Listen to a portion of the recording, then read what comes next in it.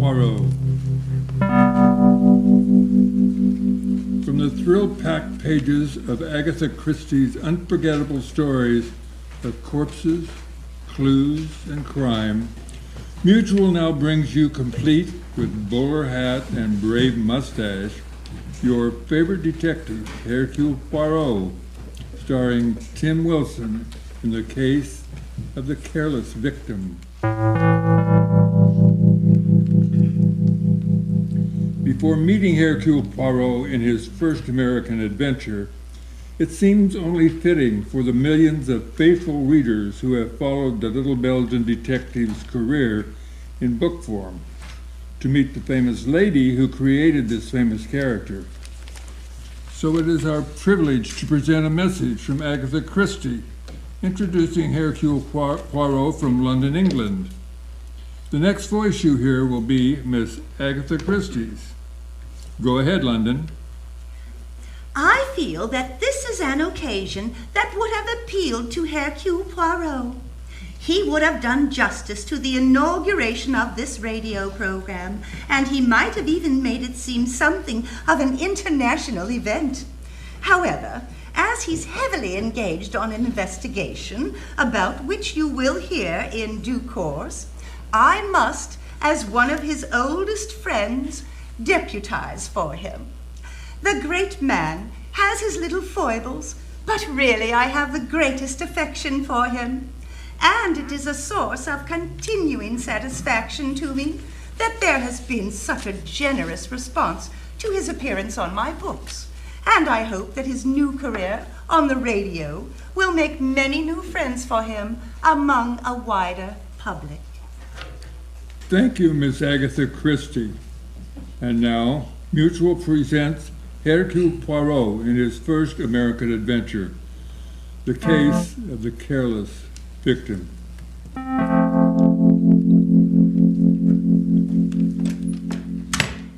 Mademoiselle? Huh? This is the Cozy Room apartment renting agency. When we got something to rent, yeah. I have the desire to rent an apartment. So who hasn't? Please, mademoiselle, do not jest. Along, I have with me a brief dossier of my requirements. Please to read it. Well, all right. Gentleman desires a bright sun-shining apartment of a reasonable quietness near the heart of the city. Should be furnished with the utmost charm, French provincial if possible.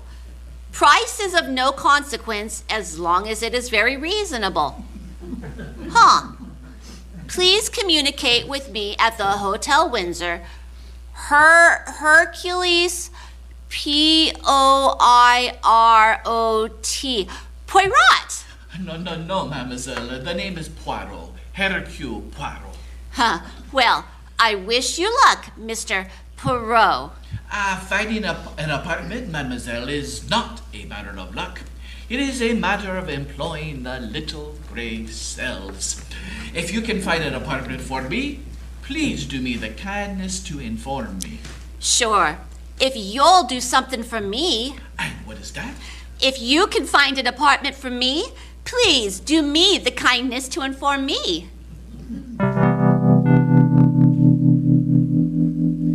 Going up. Floor, please. Number 5. You are new here, no? Yes, sir. Only came on yesterday. You're Mr. Poirot, aren't you? Poirot? Well, Poirot. One of the boys pointed you out. Here you are, sir. 5th floor. A thousand apologies, madame. Not at all. It was entirely my fault. Madame appears troubled. Perhaps I may be of some slight assistance? No. Well, if you're sure you don't mind. But of course not. You see, it's my door. It won't open. And where is this obstinate door, eh? It's right down the corridor, room 515. If I may have the key. Oh, that's just it. The door isn't locked. I left it open only 10 minutes ago. Ah, indeed, Madame is very trusting, eh? Well, here it is. You see, it's stuck. It won't budge. Ah, it is not precisely stuck, Madame. It gives a trifle. This door is barricaded. Oh, my goodness. Voila, she moves, eh? Oh, thanks a million. No, what do you suppose? No, wait, Madame. Perhaps it is better if I look first. Ah, alas, it is as I have feared. What is it? You do not know? Look. Oh, it's a man. Is he? Oh, oui, Madame. He has been strangled. This is murder. Zut, Lors, I must compliment you, Madame. Your color, it is excellent. And you do not even commence to faint, even one who has seniority. I don't fall apart in a crisis, if that's what you mean. And furthermore, I'm not Madame. I'm Mademoiselle, by choice. Miss Abigail Fletcher. And now, if you'll get that a corpse out of there, I'd like to sit down. That I regret I cannot do, mademoiselle. The body must not be touched before the police arrive. Police? Oh, yes, of course, the police. I am calling them now. Hello? Hello? Inspector Stevens. It is I, Hercule Poirot. Alas, no, I have not yet found the apartment. But I have found something perhaps more interesting. A corpse. Right here in my hotel, in room number... 515. Number 5... Mademoiselle, what are you doing with the body? Nothing. I was just trying to see his face. You will have the opportunity later. Pardon, Inspector. We are room 515. Bien. We shall expect you immediately. Bien. Miss Fletcher. Now that you have observed the face of this unfortunate one, perhaps you will be good enough to tell me, who is he? Oh, I certainly will not. Who do you think you are? Mademoiselle, permit me to present myself. I am Hercule Poirot, formerly chief of the Belgian Sûreté. Yeah, that's what you say. Now look, Mr. Poirot, I've read plenty of detective stories, and none of them had a detective that looked anything like you. I'll wait for the police and let them ask the questions. As you desire, mademoiselle. I merely wish to point out one thing. It is you the police will question first. Me? Oh, but of course. You are the most likely suspect, no? Oh, well, all right. What do you want to know? First, what are you doing here in this hotel? Why, I've lived here for 10 solid years, ever since I left Wascaquego, Maine.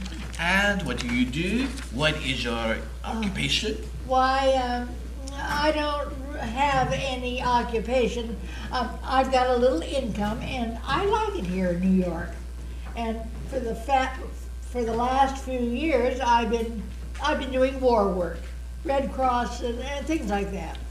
You seem a trifle vague, mademoiselle. Now, about this man. Who is he? Oh, I don't know. I've never seen you before in my life. Mademoiselle, I advise you to consider your answers with care. Do not forget, a man lies dead in this room. Well, I can't help that. I don't know who he is or how he got here. I told you, I was out of the room for 10 minutes. Oh, that may be, Miss Fletcher, but it does not help you. This man has been dead for at least 1 hour. How do you know? If you will touch the body, you will observe it is already beginning to cool. Therefore, mademoiselle, if you left this room only 10 minutes ago, your situation is indeed grave, for this man was already dead. But I couldn't have done it. So, and why not? Well, because his body was lying right across the doorway. You know perfectly well I couldn't get out through this doorway and still leave a body wedged against it. Belgian Sûreté, indeed. Very good, mademoiselle. But You could have murdered him in here, made your departure by way of this fire escape through the room overhead, and come down inside the building to this corridor where you so innocently made my acquaintance. You see, there is evidence that the fire escape has but recently been used. Now, it is not so amusing, eh? Oh, well, I don't care. I had nothing to do with this. I know you detectives, you're out to get a suspect, and just because a man was murdered in my room... Oh, gently, mademoiselle. All is not lost. Fortunately, you deal with Hercule Poirot, one who goes one step beyond the obvious. And you see, this poor man was not murdered in your room. He was killed in the room overhead. Oh, but why? Why kill him upstairs and leave him on my doorstep? That, mademoiselle, we shall discover in due course.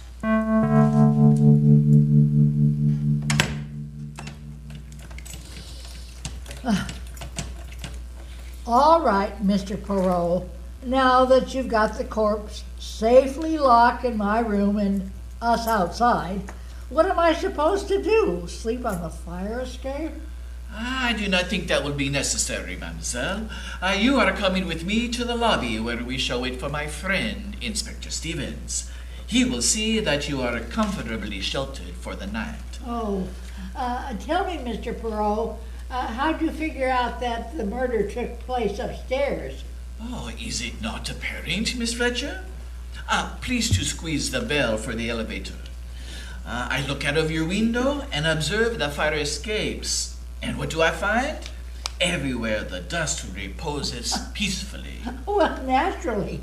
The help is too busy to polish fire escapes. Mademoiselle, but one staircase, the one leading up from your window, all is disarranged. There is a broad, clear path through the dust, and it is precisely the width of a human body. And since the path extends only to the floor above, it is obvious the body has been dragged down from room 615. Also, on the garments of the dead man, the trousers, the left elbow, and across the shoulders, there are unmistakable traces of dust. Voila, the elevator. Going down. Monsieur, would you be so good as to explain why you were so long in arriving? Oh, it's this old car. Every once in a while it goes on the fritz. Comment on the fritz? Out of order. Yeah, it got stuck on the 9th. You have been on the 9th floor all this time? Yep, that's right. That is difficult to believe. Why? Because the indicator has been pointing to the basement. That indicator. So as soon as anything goes wrong, it flops. I am not so sure this is true of the indicator. But unquestionably, monsieur, it is true of the too clever murder. As soon as anything goes wrong, it flops.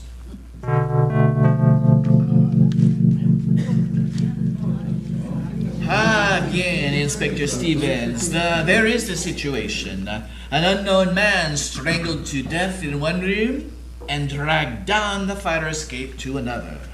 Poirot, if this body is the person I think it is, the commissioner will have my head. Mon ami, forgive me, but you seem agitated. And we were warned, too. I assigned my best man to guard him. Smartest cop on my force, Sam Trimble. Good Lord, Poirot. There could be an international scandal. Gently, mon ami. You go too fast, even for Hercule Poirot. Who is this magnificent figure of international importance? Parrish. Jonathan Parrish. Parrish? Oui, the name rings a bell. He is the big currency expert, no? That's right. He's on his way to Europe to set up the new paper currency for the liberated countries. Checked in at the Windsor today. He's supposed to pick up some papers and dyes and inks, and then hop a bomber tonight. 5th floor, please. An enormous undertaking, and one of great importance. And I was responsible for his safety. He's supposed to be an eccentric sort of guy. No photographs, no publicity. Tremble was the only man on the force who knew him at all, and Tremble failed. You see what this means, Perot? I see only this, my friend. We have arrived at the first step in the solution of this distressing murder. For now we know the motive. This way, Inspector. This is the room. Mademoiselle Fletcher, your key? Oh, here you are. I'll never live this down. You exaggerate, mon ami.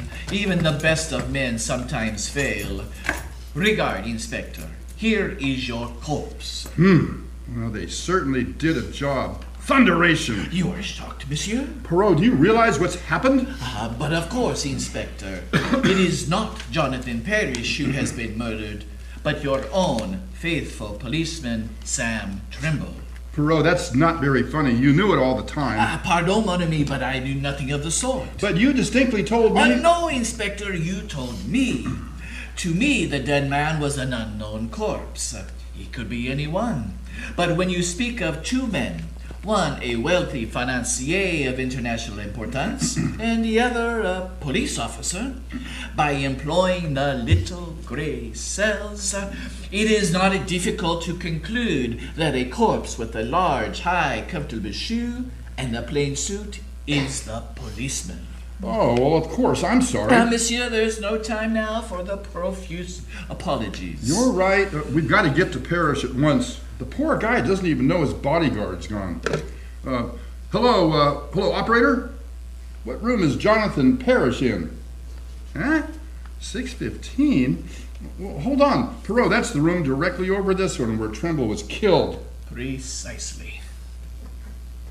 Operator, let me talk to Mr. Parrish. I think you will find that the gentleman does not answer. Why not?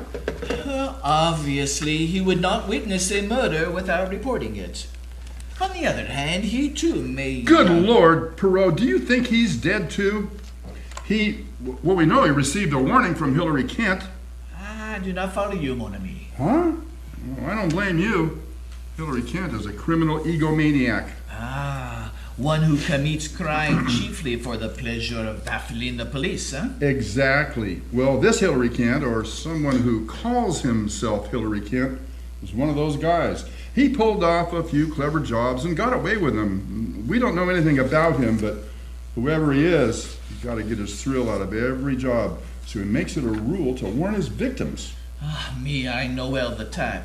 And Monsieur Parrish, I take it, has received such a warning. Right. Now you see why I assigned my best man.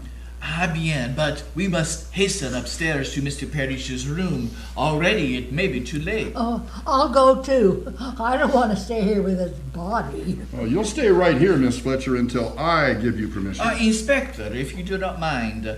Myself, I am not adverse to Miss Fletcher's company.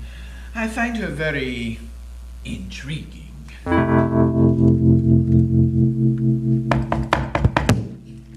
No answer. But naturally, you did not expect the murderer to sit down and wait for us. You will have to employ the pass key. Remember, Miss Fletcher, you're not to touch anything. Oh, it's perfectly all right. I'm wearing gloves. The inspector is thinking of fingerprints? I do not think you will find any. Monsieur Kent, or whoever the killer may be, is too clever to leave such traces. Well, maybe, but I want to be sure we don't lose even the tiniest clue. An excellent approach, mon ami. There are many interesting things we may learn here about Monsieur Parrish. Well, he certainly gets around a lot. Oui, the labels on his luggage are from the four corners of the earth. Miss Fletcher, I said you're not to touch anything. Oh, for goodness sake. It's only a book. Books may be of great significance, huh? Oui, this one, for example.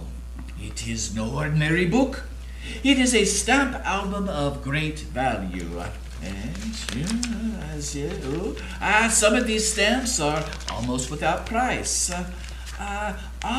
Very interesting. This Guatemala blue is... Put up your hands. Don't move. Thunderation. I said don't move. Have no fear, monsieur. I will not dispute the authority of your gun. Mister, you can't get away with this. You just put your gun down and talk fast. Who the devil are you? But obviously, Inspector, this is the man we seek. Monsieur Jonathan Parrish. That's just who I am. All right, speak up. Which one of you is Hillary Kent? Hillary Kent? Yes. Now, wait a minute, Mr. Parrish. You've got this all wrong. I'm Inspector Stevens, Homicide Squad, and this is Hercule Poirot, the famous Belgian detective. So you say. You don't look like policemen to me, particularly that little squirt with a silly mustache. You stay right where you are until I check on you.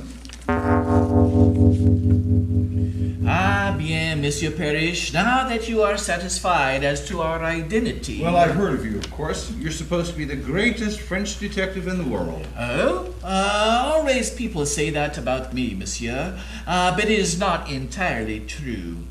I am not French. I am Belgian.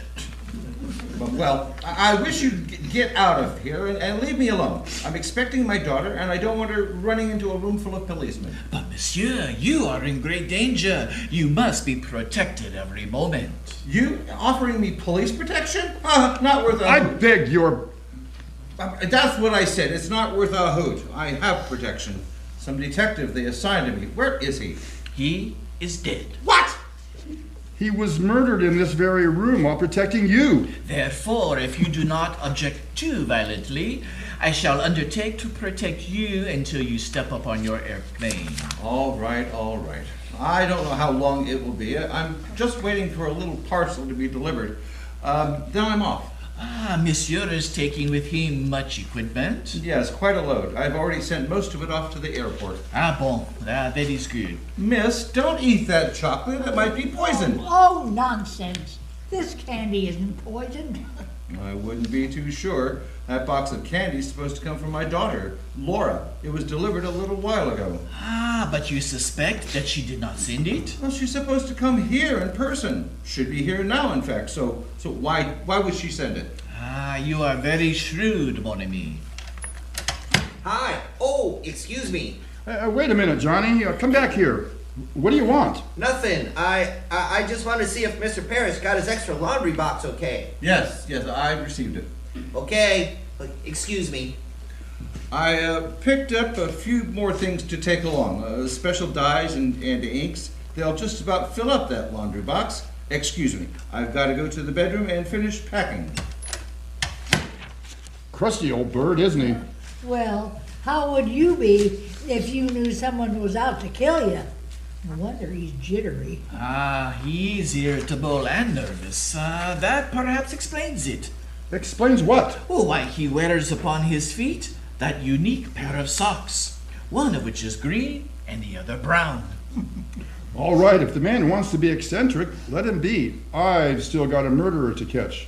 You want to come along? No, Inspector. I have attached myself to Monsieur Parrish, and I propose to see that he is, Inspector, one of the men found this in the sidewalk outside the hotel. Thought you might want to take a look at it before we turn it into lost and found. Okay, Brady, thanks. A lady's purse. Usual assortment of stuff is cosmetics, perfume, there's change and keys. Do you make anything of it, Perot? Sacre bleu. Oh, what is it? These initials, LP. Monsieur Parrish. Yeah. What did you say was the name of your charming daughter? Laura. Good Lord. L.P. Laura Parrish. Perot, where are you going? I have a little idea. Mademoiselle Fletcher, please to accompany me. How about Mr. Parrish? You were so attached to him. I have become momentarily detached. I leave him in your care, Inspector. Protect him with the apple of your eye.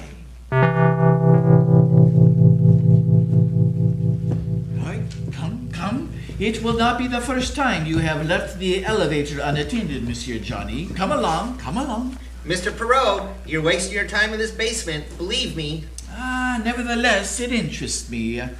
Please to light the way. There's nothing here. Just a lot of ash cans. One moment. What is behind this door?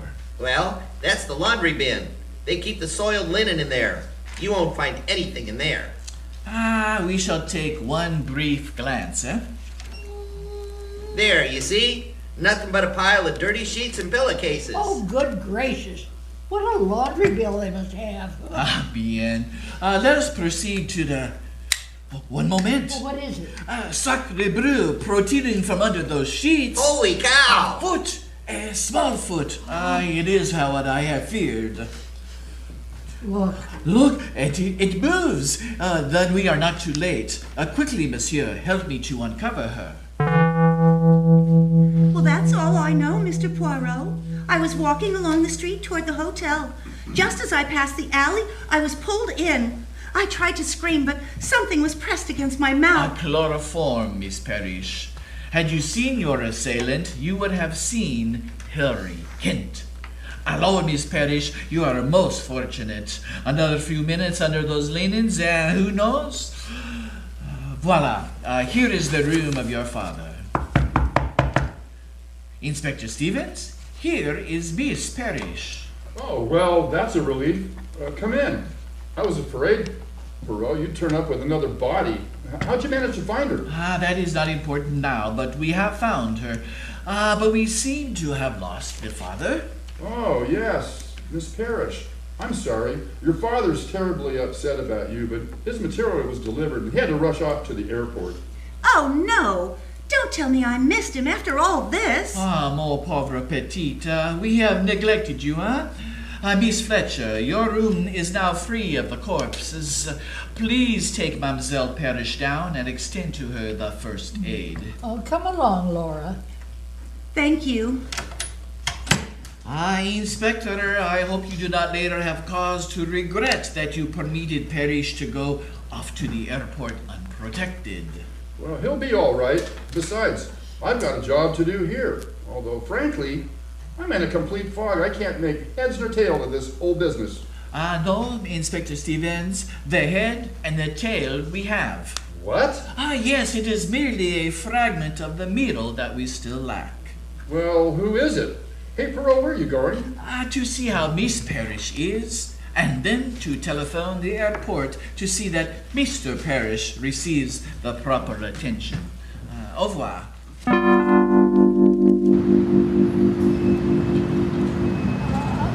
Poirot, where are you taking me now? Mr. Perot! Mr. Perot! Hello, someone calls? It's Johnny in that parked car.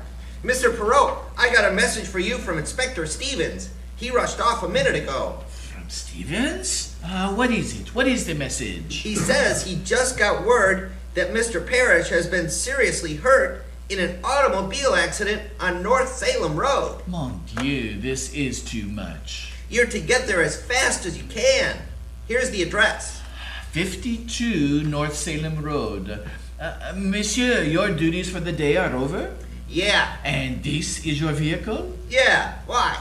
There is no time to seek a taxi, so I will impose on your kindness. Miss Fletcher, quickly, please. Okay. North Salem Road, right? No. To the airport. What? Oh, but Mr. Parrish isn't at the airport. He's injured on North Salem Road. No, mademoiselle. That is what I was intended to believe. Do you not think so, Johnny? He is not there, I assure you. How did you know? Well, North Salem Road is not on the way to the airport. It is in the opposite direction. There is merely a trick to keep us from the flying field.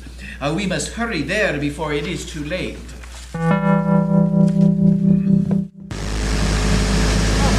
Well, the airplane is still there, but I don't see anything wrong. Anna, over there. Oh, it's Parrish. As large as life. Yep, that's him all right. Come along, please. Both of you. Monsieur Parrish. Monsieur, Poirot, my daughter, is she? She is at the hotel, monsieur, resting. She has had a small misadventure, but she is entirely safe. Thank heavens. You are relieved, eh? Am I? I don't think I would have gotten on the plane if you hadn't found her. Unfortunately, I don't have to. I've been delayed a little. Perot? Inspector Stevens, I knew you would not walk into the trap. Yeah, but as usual, you beat me to it. I was halfway out to North Salem Road before I realized what was cooking. Ah, bien. Here is Mr. Parrish, safe and sound. I suggest the bomber be expected with great care. There may be sabotage. Good idea. Also, have all of the doors of this building guarded. Mr. Perrott, do I have to hang around here? But of course, Johnny, we may require you for our return trip. Oh, Monsieur Parrish, here is your pilot to report. We're ready now, Mr. Parrish. Well, thank you. Oh, Captain, here comes my luggage. Will you see that it gets aboard? Right, sir. And be especially careful of that wooden crate. Well, goodbye, Inspector. I must admit you've been extremely helpful, and I'm much obliged. Well, not at all. Goodbye and happy landings. Miss Fletcher? Oh, goodbye, sir. Monsieur Poirot, it's been a privilege to know you. I'm only sorry I couldn't remain to see you break the case. But you have, monsieur. I beg your pardon? The case, it is broken. Inspector, meet Hilary Kent, the gentleman to you have just wished bon voyage. Hillary Kent? You're mad, Poirot. Good gracious, I thought he was Parrish. And that wooden crate, for which I have waited so long to see, it is not to be moved, Inspector. And why not? Because, mon ami, it contains the body of Jonathan Parrish.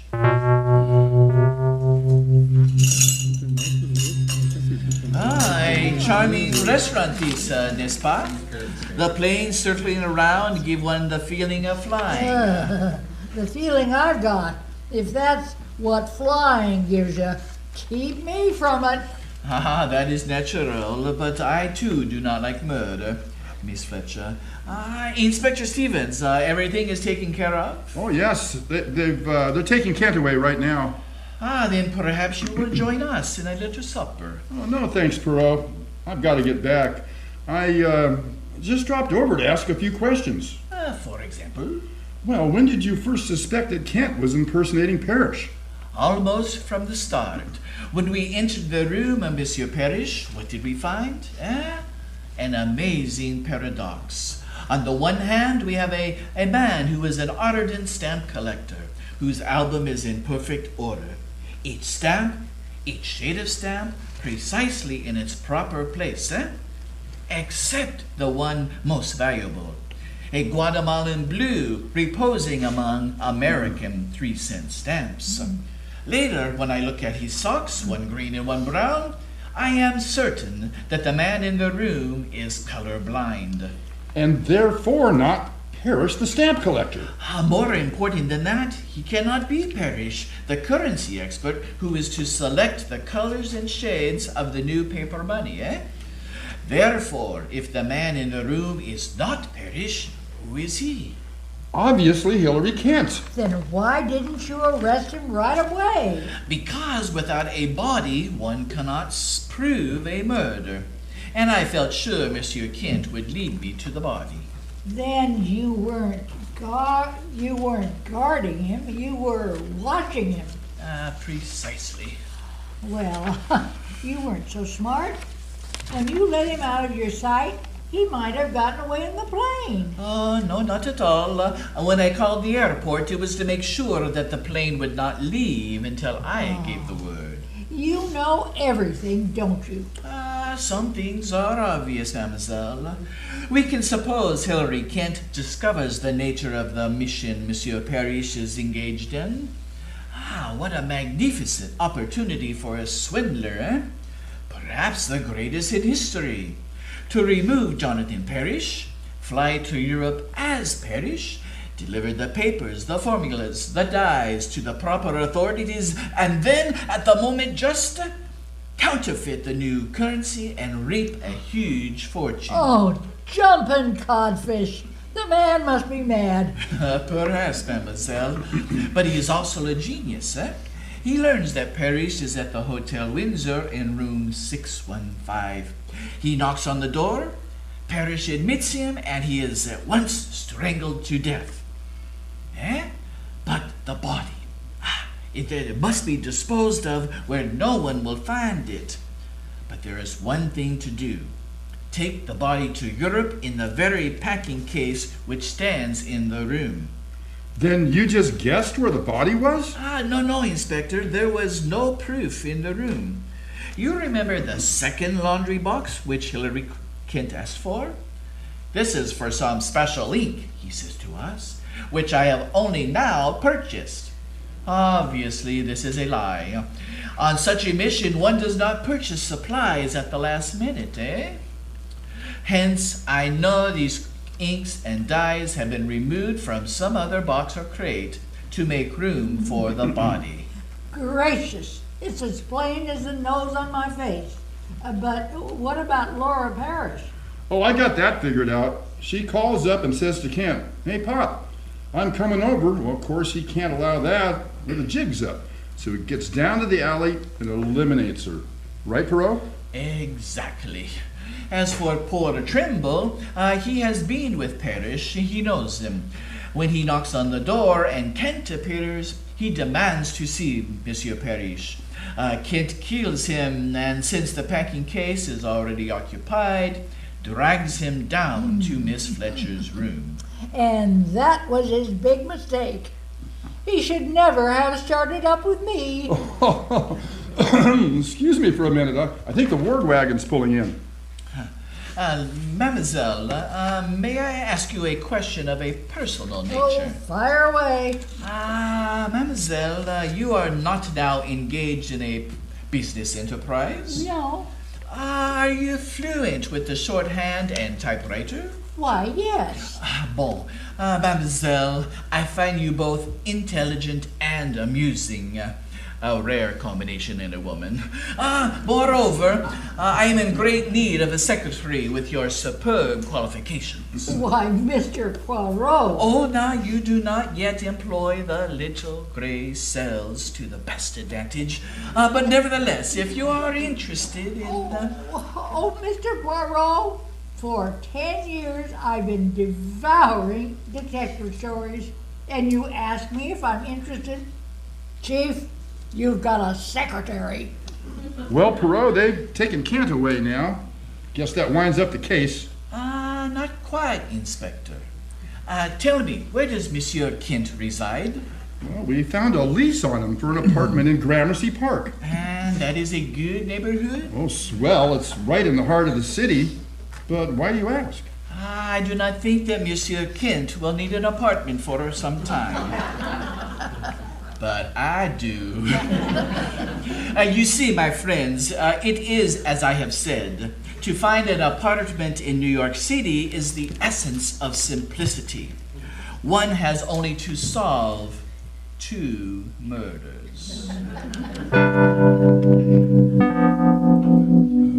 Be sure to listen next week when Agatha Christie, America's favorite mystery writer, brings you her favorite detective, Hercule Poirot, starring Tim Wilson in the case of Murder by the Sea. Agatha Christie's Poirot is directed by Valerie McGilvery.